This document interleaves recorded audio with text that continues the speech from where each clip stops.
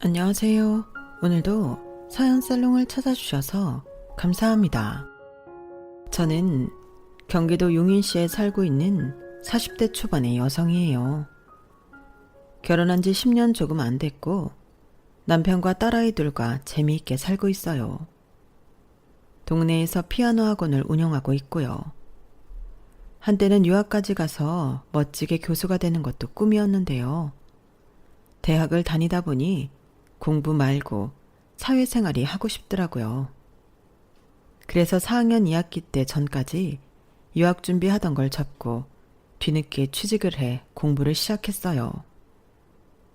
여러 군데에 이력서를 냈는데 생각지도 않은 미술관에서 연락이 와 바로 면접을 보고 사회생활에 뛰어들었어요. 그러다가 모기업에 다니는 동갑내기 남편을 만나게 됐고 첫 아이를 낳을 무렵에는 퇴사를 했네요. 그러다가 큰아이를 낳고 돌이 되기 좀 전부터 피아노 학원을 시작했어요. 친정엄마가 아이를 봐준다고 하셔서 그건 믿고 저질렀는데 지금까지 하게 됐어요. 아이를 키워서 그런지 학원에 오는 애들을 보면 더 잘해주고 싶고 잘 가르치고 싶은 마음에 정성껏 레슨하고 대했는데 그게 입소문이 잘 났던 것도 있어요. 결혼 생활을 하다 보니 싱글일 때 꿈꿔왔던 것과 다른 게 참 많더라고요. 생각보다 좋지 않은 날이 더 많았던 것 같기도 하고요. 남편도 내 마음 같지 않은 게 힘들 때도 있었어요. 지금도 남편한테 섭섭함을 느끼기도 하고 남편도 저한테 서운하다고 따지기도 해요. 그럼에도 저희는 서로에 대한 신뢰가 있어요. 믿을 만한 사람이라는 거, 남한테 해를 끼치지 않는다는 거. 늘 내 마음처럼 해주지는 않아도 좋은 사람이라는 거, 뭐 그렇네요. 남편도 저를 이 정도로만 생각해줘도 바랄 게 없을 것 같아요.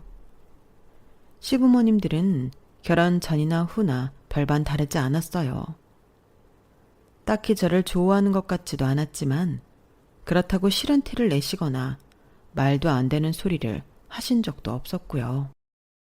그냥저냥 남들처럼 평범하게 살아가던 저희는 결혼하고 3년째 됐을 때 많은 변화를 겪게 되었죠. 그때가 저희 큰딸이 돌이 좀 지났을 때인데요. 시동생이 결혼을 하게 됐거든요. 동서는 깜찍하고 귀여운 느낌의 외모였어요. 시동생은 엔터테인먼트 쪽에서 일을 해서 그런지 외모를 많이 따지는 편이었고 자기가 좋아하는 스타일이 확실했어요. 남편하고 저는 상견례에서 돌아와 아주 딱 지 마음에 드는 얼굴을 고른 것 같다고 얘기하며 웃었던 기억이 나네요. 저보다 5살 아래인 동서는 서방님보다는 3살 아래였어요. 서방님은 동서를 꽤나 어린애 대하듯 했고 동서도 그걸 좋아하는 것 같더군요. 그저 귀엽고 조금은 철딱서니도 없어 보인다 싶었을 뿐 크게 이상하다는 느낌을 받지 못했어요. 그런 말이 있죠. 사람 속은 정말 모른다고요. 겉으로만 봐서는 알 수 없다고요. 동서가 딱 그런 사람이었어요. 결혼하고 1~2달 지나고 나니 서서히 처음과는 다른 모습을 보이더군요. 시작은 시어머니가 제삿날 부르셨을 때였어요. 서방님 부부가 결혼하고 처음 시댁에 왔을 때 동서하고 약속했던 게 있었어요. 동서, 2달 있으면 제사가 있어. 시할아버지 제사인데 어머님이 동서랑 나랑 역할 분담을 했으면 좋겠다고 하셨어. 정말요? 제가 어머니한테 물어봐도 되죠? 어머니, 형님한테 저랑 제사 때 역할 분담하라고 하셨어요? 내가 그렇게 말했다. 큰애 보고 상의하라고 했지. 제사 말고 명절 같은 것도 2사람이 의논해서 분담하면 좋겠어. 그래야 서로 의안 상하지.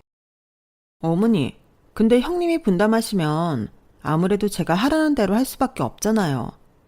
그럼 저한테 일감이 더 많이 떨어질 수도 있는데 뭐라고 말하기도 그렇고요. 그냥 어머님이 정해주세요. 그럼 저도 불만 없이 할 수 있을 것 같은데요. 동서, 내가 분담하면 무조건 동서한테 일을 떠넘길 거라고 생각한 거야? 이건 서로 의논해서 정하는 건데 왜 나를 이상한 사람 만들어? 아니, 아무리 의논한다고 해도 저는 형님 말을 따를 수밖에 없지 않나요? 그래서 어머님이 해주셨으면 좋겠다는 건데 제가 잘못 말한 거예요? 아이고, 그래 알았다. 정하기도 전에 말 나오는 거 보니 어쩔 수가 없네. 그럼 작은 애는 아직 우리 집 입맛도 잘 모르고 부엌도 낯설 테니까 장을 봐오는 건 둘째가 전담해라. 음식은 나랑 큰애가 같이 하마. 네, 알겠어요, 어머니. 저는 마트 쇼핑만 할게요. 이렇게 딱 자기 할 일을 정해버리는데 얄밉긴 하더군요. 솔직히 그때 싹수가 보였던 건데 생긴 것처럼 정말 철이 없나 보다 하고 넘어갔어요. 저도 같은 며느리 입장이니 시댁 일이라는 게 하기 싫은 게 사실이라는 걸 잘 알고 있었고요. 나이도 5살이나 어린데 그만큼 밥 많이 먹은 내가 이해하고 넘어가자 했네요. 너무 예민하게 받아들이지 않으려고 한 거죠. 그런데 막상 시할아버지 제삿날이 다가오자 동서는 딴소리를 하더군요. 동서는 점심시간에 저한테 전화를 해서 한숨부터 쉬며 말을 시작했어요. 형님, 이거 제가 장을 다 보는 거요. 진짜 제가 다 해요? 어머니랑 다 얘기된 거 아니었어? 아니, 근데 아무리 그렇게 말씀을 하셨어도 저는 일반 직장 다니는 사람인데 이걸 다 주문할 생각을 하니 좀 저한테 너무한다 싶어서요. 동서, 음식 만드는 건 쉬운 줄 알아? 동서는 음식 안 하기로 했잖아. 그래도 형님은 어머니랑 같이 하시는 거잖아요. 아무리 생각해도 이거 제가 덤튀기 쓰는 것 같고 저는 직장 생활을 해야 하는 사람인데 오늘도 일하다 말고 나간다는 게 참 그러네요. 회사의 눈치도 보이고요. 여기까지 들은 저는 점점 짜증이 나기 시작했어요. 그래도 마음을 다스리고 차분하게 물어봤죠. 그래서 주문은 얼마나 했는데 어머니가 살 거 다 알려주셨지? 제가 제수용 생선이니 고기는 미리 주문해서 오늘 도착했을 건데요. 나머지는 형님이 좀 해주세요. 이건 갓 결혼한 저한테는 너무 빡세요. 그리고 저 오늘 일 많아서 제 시간에 가지는 못할 것 같으니까요. 어머니한테 잘 말씀드려 주세요. 너무 뭐라고 하지 마시고요. 네? 목소리가 어찌나 퉁명스럽던지 저는 더 이상 다른 말 생각도 못하고 알았다고 하고는 바로 동서가 주문 안 한 재료들을 마트 사이트에서 찾아봤어요. 그때는 지금처럼 30분 있으면 바로 배달이 오는 사이트나 앱도 없어서 그날 중에 배달이 안 되는 것도 있었거든요. 그런 게 몇 개 있길래 학원 마무리를 알바하는 작은 선생님한테 맡기고 바쁘게 시장을 가서 장을 봤네요. 시어머니는 제가 두 손 가득 장을 봐서 들어가자 놀라시더라고요. 아니, 어떻게 네가 이걸 들고 오니? 작은 애는? 오늘 회사에서 늦는다고요. 저한테 부탁했어요. 그랬어? 그래, 큰애야. 오늘처럼 네가 작은 애 편히 좀 봐주고 그래라. 걔가 나이만 어린 게 아니라 집에서 이쁨만 받고 커서 생각도 어리더라. 네가 나이도 차이나고 어른스러우니 이렇게 봐주면 좋겠어. 그나저나 우리는 얼른 준비하자. 뭐 작은 애가 있다가 설거지는 하지 않겠니? 시어머니는 저를 달래느라 하신 말씀이겠지만 저는 좀 섭섭하더라고요. 저도 집에서 이쁨 받고 귀여움만 받았다고 말하고 싶은 걸 꾹 참았죠. 오빠 둘에 제가 막내라서 저도 어린 양이나 부리고 컸지 절대 어른스럽지 않은데 갑자기 관대해라 어른처럼 굴어라 그러니 마음이 별로 안 좋더라고요. 동서는 저희가 제사상을 다 차리고 난 후에야 왔어요. 정말 손 하나 까딱 안 하고 서방님 옆에 앉아서 자기가 하루 종일 얼마나 힘들었는지 애기 같은 목소리로 하소연하다가 차려주는 밥 먹고 과일 먹더니 너무 피곤해서 못 있겠다고 가버리더라고요. 제가 열받아서 입 딱 다물고 있으니 시아버지는 제 눈치를 보며 말씀하셨어요. 설거지는 남은 남자들 둘이 해라. 여자들은 하루 종일 음식장만 하고 장보고 보통 힘들었는 줄 알아? 그런데 평소에는 안 그러시던 시어머니가 딱 잘라서 이러더라고요. 아유, 아니에요. 무슨 제삿날 남자들이 일을 해. 큰애야, 설거지는 네가 좀 맡아서 하자. 다른 때는 몰라도 나는 제삿날 남자들 부엌 오가는 거 싫다. 이건 여자들 일이야. 둘째가 저렇게 피곤하다며 집에 먼저 갔는데 어쩌겠니? 너는 그래도 12시에 나가서 오전에 좀 쉴 수 있잖아. 네, 알겠어요, 어머니. 그런데 어머니, 저도 학원이 제 직장이에요. 애들 상대하고 부모님 상대하는 것도 에너지 많이 들어가는 일이라고요. 그건 좀 알아주셨으면 좋겠네요. 아니, 너 지금 내가 설거지 시켰다고 나한테 가르치려 드는 거니? 그럼 어떡하니? 집에 먼저 간다며 나가버리네. 이제 와서 차볼 수도 없고. 큰 사람이 이럴 때 아령을 베풀어야지. 그러자 시아버지와 서방님이 오히려 쩔쩔매며 저와 시어머니 사이를 중재했어요. 형수님, 많이 고단하시죠? 엄마, 그냥 설거지 내가 할게요. 요즘 세상에 제삿날 남자가 부엌에 안 들어가고 그런 게 어딨어. 보면 주변에 다 부엌 들어가서 일하더라. 맞아. 당신 다른 건 안 그러면서 명절이나 제사 같은 건 사고방식이 너무 고루해. 큰애야, 걱정 말고 쉬거라. 성호가 설거지 한다잖냐. 하지만 시어머니는 절대 뜻을 굽히지 않았어요. 아니야. 이건 여자들이 마무리해야 되는 일이야. 큰애, 얼른 들어가서 설거지해. 그제야 남편도 자기 엄마를 너무한다는 눈빛으로 쳐다보더라고요.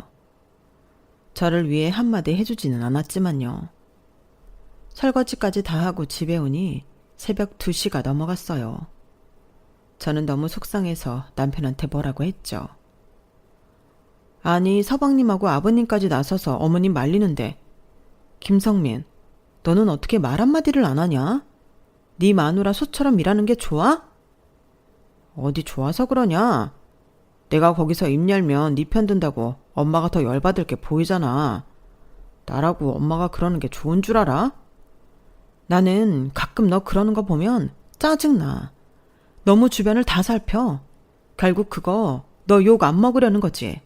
나 생각해주는 거 아니야. 아무리 화가 났어도 말 그렇게 하지 마.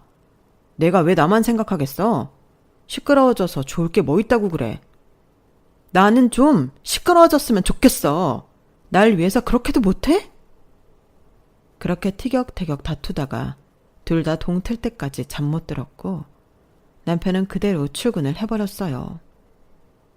잠 한 잠 못 자고 나가는 남편이 안쓰럽고 좀 미안한 마음도 들었지만 저도 너무 속상해서 출근길에 뭐라도 사 먹으라는 문자도 안 보냈네요. 그날 오후 남편은 저한테 문자를 보냈어요. 커피 쿠폰과 함께요. 나는 나 나름대로 너를 보호한다고 가만히 있었던 건데 섭섭했다면 미안해. 기분 풀고 애들 잘 가르쳐. 직접적인 표현은 잘 못해도 문자로라도 늘 미안하다는 말을 먼저 해주는 남편이었어요. 그러니까 살았지. 안 그러고 끝까지 자기만 잘났다고 했다면 저희 사이도 나빠졌을 거예요. 저도 너무 속상해서 그랬다며 미안하다고 했고 그렇게 잘 넘어갔네요. 하지만 동서는 그 뒤로 점점 더 이기적인 모습을 보였어요. 제사일이 있고서 두어 달쯤 후에 추석이었거든요. 추석을 앞두고 몇 주 전 시댁에 다 같이 모였을 때 동서가 말했어요. 어머님, 아버님, 저희가 결혼하고 첫 명절이기는 한데 성우 오빠 휴가 내기 어려운 거 아시죠? 그런데 웬일로 추석 연휴에 그냥 다 쉬라고 했대요. 그래서 제가 일본 여행 예약했어요. 저 이렇게 오빠랑 명절 연휴 같이 있는 거 앞으로 없을지도 몰라요. 이번 추석에는 저희 여행 다녀올게요. 친정에도 얘기했는데 그러라고 하셨어요. 네? 시어머니랑 시아버지는 잠시 당황하시는 것 같더니 알겠다고 하셨어요. 뭐 예약 다 해놨다는데 어쩌겠어요. 서방님이 연예기획사에 다니다 보니 명절에 더 바쁠 때가 많다는 걸 두 분도 잘 알고 계시니 이해해 주시는 거였죠. 저랑 남편도 그랬고요. 근데 저희가 집에 갈 쯤에 시아버지가 그제야 생각났다며 말씀하셨어요. 아이고, 내가 깜빡했다. 이번에 큰 집에서 다 모이기로 했어. 니들 큰아버지가 아프시잖냐. 마지막이 될지도 모른다고 너희 데리고 간다고 했는데 어떻게 시간 조정이 안 되겠냐? 어머, 맞네. 그랬지. 어떻게 나도 이렇게 까맣게 잊고 있었지? 니네한테 말한다는 게 얘기하느라 잊어버리고 있었다. 둘째야, 어떻게 좀 해봐라. 아프신데도 니네 결혼식 때 도움도 많이 주셨잖니. 그러자 동서는 입을 삐죽삐죽 하더니 여행 예약 변경이 되는지 알아보겠다고 하더라고요. 그리고 추석이 코앞에 닥칠 때까지 별말이 없는 것 같더군요. 저도 학원 일이 있는지라 가끔 동선의 생각이 나도 곧 잊어버리게 되고 아이 키우고 일하고 남편 챙기느라 바빴죠. 그러다가 시어머니가 큰집 인사갈 선물 준비는 잘 됐는지 물어보셔서 동서한테 연락을 했어요. 서방님네랑 돈 반반씩 하기로 했었거든요. 결제는 저희 남편 카드로 먼저 했기 때문에 선물 찾아오는 건 동서네가 하기로 했었어요. 택배로 보내도 됐지만 저희가 직접 들고 가는 게 좋을 것 같아서 미리 예약해놓고 찾으러 가기로 한 거였죠. 그래서 동서한테 전화를 했는데 연락이 안 되더라고요. 몇 번을 해도 전화통화가 안 돼서 문자 남기고 기다렸어요. 그랬더니 한참 만에 서방님한테서 전화가 오더라고요. 그런데 전화를 한 서방님 목소리가 꽤나 당황한 것처럼 들렸어요. 형수님, 저희 지금 일본인데요. 하루 종일 돌아다니다가 이제 숙소 들어왔거든요. 미나 핸드폰 문자 보고 깜짝 놀랐어요. 미나가 형수님한테 얘기했다던데 얘기 안 된 거예요? 일본이라고요? 원래 가도 내일 모레 가는 거 아니었어요? 그리고 저한테 얘기를 했다니 무슨 얘기요? 그렇게 서로 무슨 말인지 몰라 어리둥절하고 있는데 샤워를 마친 동서가 나왔다며 서방님이 동서와 얘기를 해본다고 하고 전화를 끊었어요. 저는 선물을 찾기 위해 백화점으로 가면서 전화를 기다렸고 10분쯤 후에 다시 연락이 왔어요. 그런데 정말 황당한 얘기를 하는 거였어요. 미나가 예약 변경하다가 실수로 2일 전에 떠나는 걸로 해놓고 취소 못했대요. 그거 형수님한테 문자 보내서 알아서 해달라고 했다는데요? 저한테 문자를 보냈다고요? 저는 그런 문자 받은 적 없는데. 예약 변경을 실수로 2일 먼저 떠나는 걸로 바꿨다가 취소 못했다는 것도 말이 안 되는데 저한테 보낸 적이 없는 문자를 보냈다뇨. 속이 빤히 들여다 보이지만 눈앞에 있지도 않은 사람하고 싸울 수도 없고 정말 복장이 터지겠더라고요. 형수님, 이왕 저희 이렇게 됐는데 지금 돌아갈 수도 없고요. 죄송한데 이번만 좀 어떻게 해주세요. 저도 다음부터는 미나가 형수님하고 약속한 거 어떻게 하는지 체크할게요. 네? 서방님이 이렇게 말하는데 더는 뭐라고 할 말이 없었어요. 제가 당장 일본까지 가서 붙잡고 올 수도 없는 노릇이었고요. 그렇게 혼자 선물을 찾아놓고 시어머니한테 전화를 했는데 시어머니가 먼저 뜻밖의 말씀을 하시더라고요. 예, 나 둘째한테서 전화 받았다. 너한테 문자로 일이 이렇게 됐다고 미안하다고 100번 1000번 사죄했다는데? 너는 왜 그걸 말 안 했니? 어머니, 저는 문자를 못 받았어요. 그런 문자 받으면 진작에 말씀드렸죠. 시어머니는 잠시 침묵하더니 이렇게 말씀하셨어요.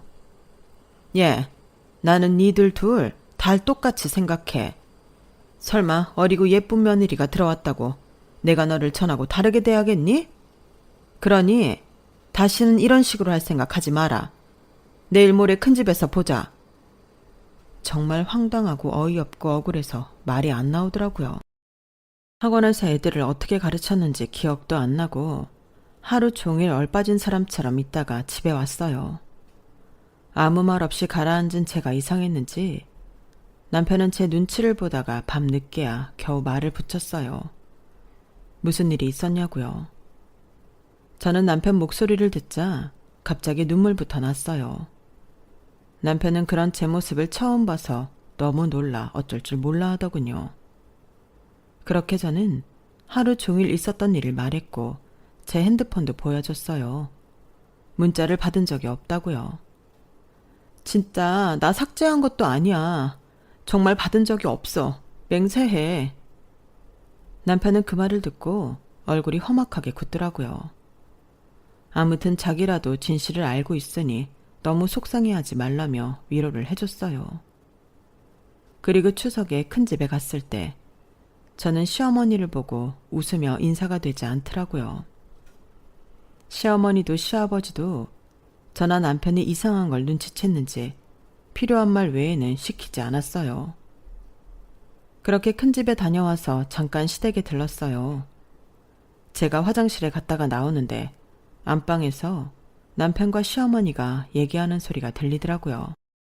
남편은 정중하지만 꽤 단호한 목소리로 말했어요. 엄마도 재수 씨 말한 것만 믿는 거잖아요. 재수 씨 핸드폰은 봤어요? 문자 보냈는지 확인한 거 아닌데 왜 재수 씨 말만 믿어요? 아니, 내가 누구 말만 믿고 그런 게 아니라 됐다. 그래, 늙은이가 뭘 그리 잘못했다고 그러니? 첫째가 잘했으면 이런 일 없었을 거 아니냐? 저는 집에 올 때까지 두 사람 대화를 들은 걸 못 들은 척 했어요. 그리고 나중에야 남편한테 고맙다고 하고 앞으로는 제가 알아서 하겠다고 했네요. 그 알아서 하겠다는 건 그냥 제가 일을 다 하는 거였어요.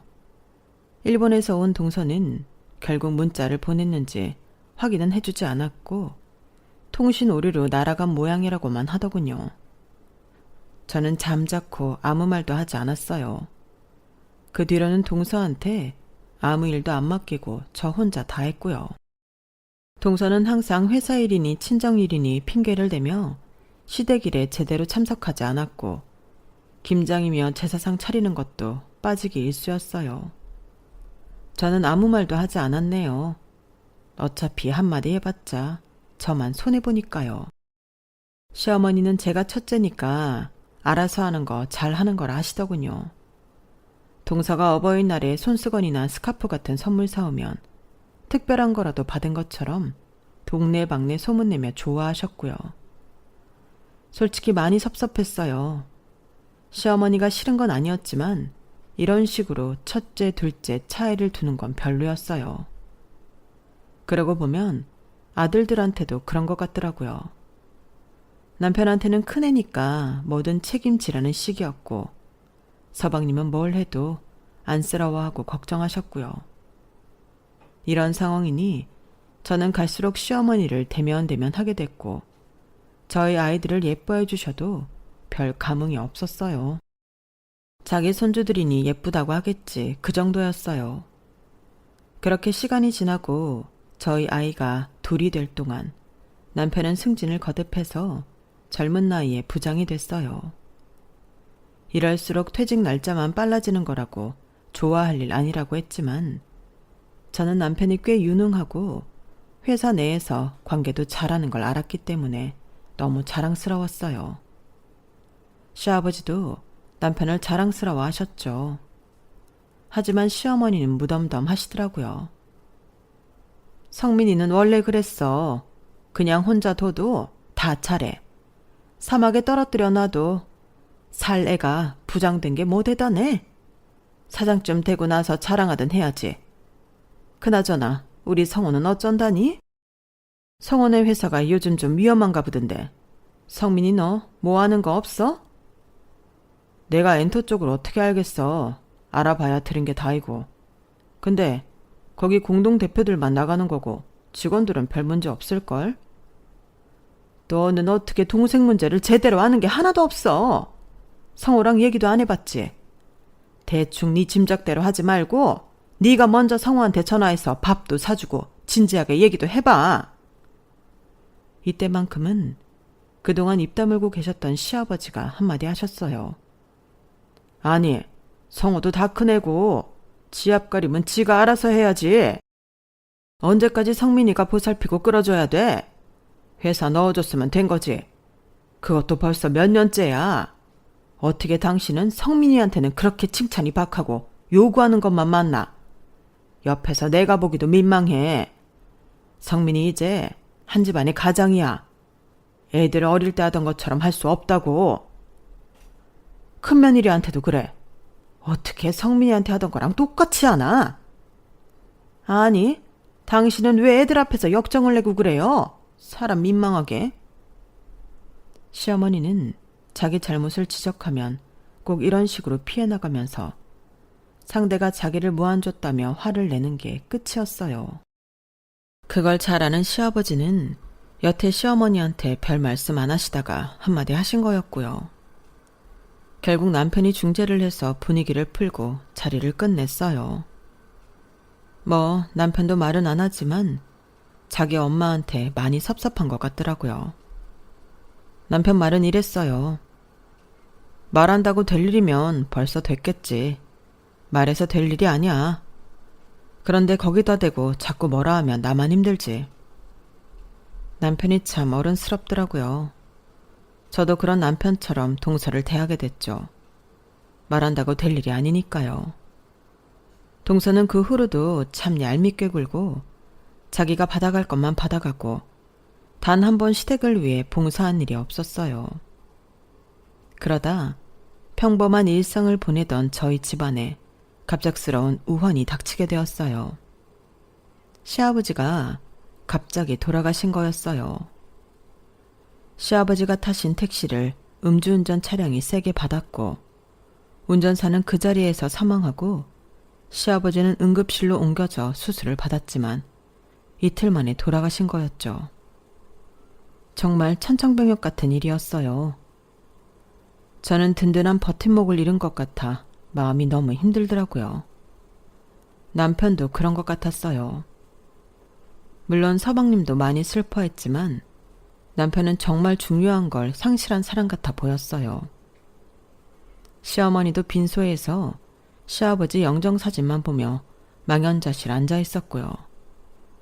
그런 가운데 단 한 사람, 너무 티나지 않게 아무렇지 않은 사람이 있었으니 바로 동서였어요.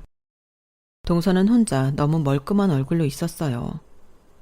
처음에는 화장도 진하게 했다가 시댁 친척들한테 한 소리 듣고 지웠는데 친정 식구들이 오면 그 핑계로 나가서 한참 동안 안 들어오곤 했어요.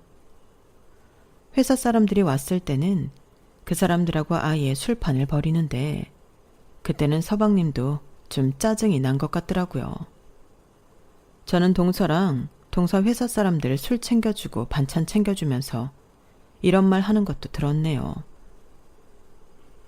이민아 주임은 그럼 돈 받은 거 없어? 모르겠어요. 아직 시어머니 계시니 유산 받기는 글렀고 음주운전 한쪽 보험회사에서 찾아오는 것 같은데 다들 뭐 어떻게 하는 건지 거기서 돈 받으면 좀 주시겠죠? 아무렴 맨날 나와서 이러고 있는데. 동서 말이 하도 어이가 없어서 뒤에서 노려보고 있자니 동서 회사 사람이 눈치를 보며 동서를 쿡쿡 찔렀어요. 하지만 동서는 저를 보고도 아무렇지도 않더라고요. 아, 형님이에요? 그 반찬 저희 주시는 거죠? 잘 먹을게요. 정신이 너무 해맑아서 생각이 없는 건지 철이 없는 건지 이기적인 건지 헷갈리더라고요. 그런데 이 말을 저뿐 아니고 시어머니도 들었던 모양이었어요. 나중에 장례식을 다 마치고 시댁에 모였는데 시어머니가 말씀하셨어요. 니들 아버지 아프다가 돌아가신 것도 아니고 그렇게 갑자기 가실 줄 몰랐다고. 그 정정하던 양반이 어쩌다가. 아무튼 그래서 나 보상금 받은 거 안 쓰고 그대로 둘 거야. 니들 아버지 목숨값 같아서 아무것도 못하겠어. 그러니까 그렇게 알아라. 알았지? 라며 동서를 쳐다보는데 동서는 그 와중에도 실망한 기색이 역력하더라고요. 오히려 서방님이 민망해서 어쩔 줄 몰랐고요. 저와 남편은 당연한 거라고 어머니 뜻대로 하시라고 하면서도 동서의 태도가 기가 막혀 솔직히 그날 둘이서 뒷담화 좀 했네요. 철이 없는 게 맞는 거냐, 혹시 사이코패스 아니냐 그러면서요. 그런데 엎친 데 덮친다고 하죠. 시아버지 돌아가시고 2달이나 지났을까요. 시어머니가 계속 회복을 못하셔서 병원에 모시고 갔더니 큰 병원에 가보라는 거였어요. 저나 시어머니나 충격 때문에 몸이 아픈 거라고 생각했는데 솔직히 충격이었네요. 그래서 우선 지역에 있는 중형병원을 먼저 가보게 되었어요. 저희 친전 쪽 친척 중에 아산병원 의사가 있어서 그분 통해서 예약 잡겠다고 했는데 시어머니가 싫다고 하시더라고요. 예, 그냥 검사 받는 건데 뭐 거기까지 가니 됐다. 그리고 아프면 얼마나 아프겠어? 내 몸은 내가 안다. 남편과 제가 몇 번이고 설득했지만 하도 싫다고 하셔서 결국 중형병원에 갔는데 그 결과는 정말 저희 모두를 절망에 빠뜨리는 거였어요. 위암 말기인데요. 터미널이라고 하죠. 3개월에서 5개월 여명 보고 있습니다. 네? 정말이에요? 뭐 잘못된 거 아니에요? 어머니 음식 다 잘 드셨는데요. 제가 너무 놀라 몇 번이고 다시 확인해 달라고 했고 의사는 난처한 표정으로 저를 보더라고요. 저는 순간 시어머니를 보자마자 눈물을 주르륵 흘렸어요. 미운 정도 정인지 정말 어쩔 줄 모르겠더라고요.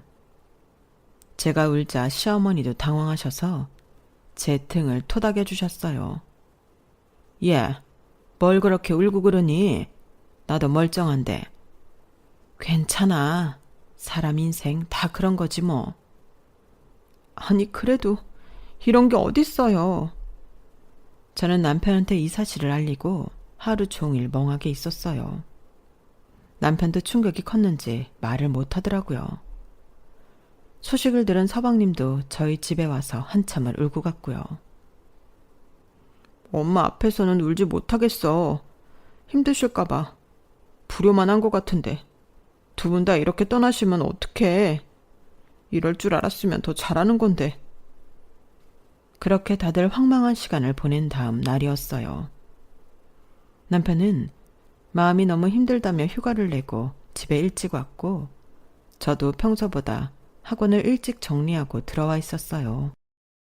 아이들도 엄마 아빠 분위기가 심상치 않다는 걸 아는지 평소처럼 웃고 떠들지 않고 조용하더라고요. 그렇게 있는데 갑자기 전화가 한 통 오더군요. 보니까 동서였어요. 저는 동서랑 오래 통화하고 싶은 마음도 없고 무슨 얘기 들어줄 생각이 없어 그냥 무시했는데 몇 번이고 다시 전화가 오더군요. 귀찮아서 통화 버튼을 누르고 스피커폰으로 했죠. 동서, 왜? 형님, 제가 어제 어머니 시험 보라는 얘기 듣고 오늘 그 동네 부동산에 갔거든요? 뭐? 어딜 가? 스피커폰으로 들리는 통화를 들은 남편도 소파에 누워있다가 벌떡 일어났어요. 부동산이요. 시댁 아파트 얼마나 가는지 물어봤죠. 거기 동네도 좋고 아파트 평수도 좀 되잖아요. 그랬더니 얼마라는 줄 아세요? 20억이래요, 20억. 못 받아도 그렇게는 받는다는 거예요. 남편은 이미 화가 나서 맛이 간 눈이었고 저도 열이 받았어요. 그래서 무슨 말이 하고 싶은 건데? 무슨 말이나뇨. 재산분배죠. 저희 좀 더 받아서 이것저것 처리해도 20억은 나오니까 10억씩. 오케이? 제가 막 뭐라고 하려는데 남편이 옆에서 꽥 소리를 질렀어요. 지금 말 다 했어? 저는 남편이 그렇게 화가 나서 고함치는 모습은 처음 봤네요. 애들도 놀라서 방으로 들어가 버렸고요. 동서는 남편 목소리를 듣더니 놀라서 전화를 끊었어요. 그런데 남편이 바로 밖으로 나가더라고요. 아무래도 뭔 일 나겠다 싶어 저도 얼른 뒤따라 나갔더니 남편이 택시를 잡아 타고 어디론가 가더군요. 저는 차에 올라타 운전해서 택시 뒤를 따라갔어요. 보니까 서방님네 아파트였어요. 이건 무슨 일 나겠구나 싶어서 남편이 올라가고 바로 따라갔어요. 그랬더니 현관문도 열려있고 안에서 뭔가 와장창 깨지는 소리가 나는 거였어요. 동서는 비명을 질렀고요. 제가 현관문을 닫고 들어가니 남편이 거실의 장식장을 다 쓰러뜨리고 화병까지 깨먹었더라고요. 저는 얼른 남편을 부둥켜 안고 말렸어요. 김상민, 여보 진정해. 동서 이런 사람인 거 모른 거 아니잖아. 형님, 아주버님 미쳤나 봐요. 어떻게 이럴 수 있어요? 저 경찰 부를 거예요. 불러봐. 나도 할 말 있으니까. 뭐? 엄마 곧 돌아가실 것 같아 다들 충격받았는데 그 와중에 아파트 팔아서 나누자고? 이게 말이야 똥이야. 어떻게 가정교육을 받고 자랐으면 정신상태가 이따위야. 성호 너, 네 마누라가 본가 부동산 간 거 알았어 몰랐어? 어제 우리 집에 와서 울던 건 쇼야 뭐야? 나도 몰랐어 형. 안 그래도 그걸로 싸우고 있었다고. 형 한번 화나면 집안 날아가는 거 아는데 내가 왜 거짓말을 해. 진짜야. 남편은 웬만해서는 화를 내지 않는 사람이라 저도 너무 놀랐어요. 나중에 서방님한테 들으니 대학 때도 이렇게 크게 화를 내서 집안 물건이 남아나지 않은 때가 있었다고 하더라고요. 이봐요 이민아 씨. 아무리 인간이 이기적이어도 그렇지 당신 감싸주던 시어머니 아프시다는데 그런 말밖에 못해? 성호 너 잘 들어. 나 니네 집 생활비 대주던 거 더는 못 준다. 이걸로 끝이야. 모자라는 거 네가 알아서 채워. 사실 그동안 남편이 서방님 생활비 모자라는 걸 채워주고 있었어요. 동서가 씀씀이가 해프다 못해 명품을 너무 좋아해서 맨날 사들여서 빚을 꿰졌더라고요. 서방님도 못 버는 건 아닌데 월 200 겨우 받는 동서가 돌을 넘게 돈을 쓰니 아파트 대출금 갚으며 생활비 감당이 안 됐던 거죠. 그걸 들은 동서는 얼굴이 새파래졌어요. 돈을 줬다고요? 아주버님이요? 그런데 왜 안 줘요? 어머, 이런 법이 어딨어요?